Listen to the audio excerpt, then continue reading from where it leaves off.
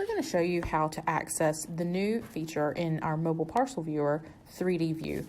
So the way you access this is like you would start out any session in parcel viewer, and you're going to accept the disclaimer, enter parcel viewer, and you're going to search for an address or a parcel ID or an owner name. We're going to search for 900 Church Street.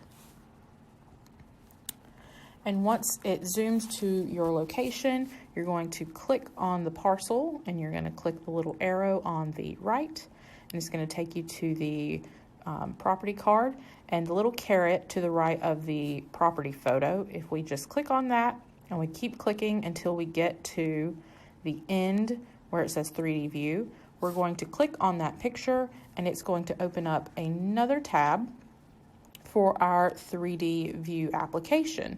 It's going to load to your address, and in the bottom half of the screen you can see that there is a 3D view of the property.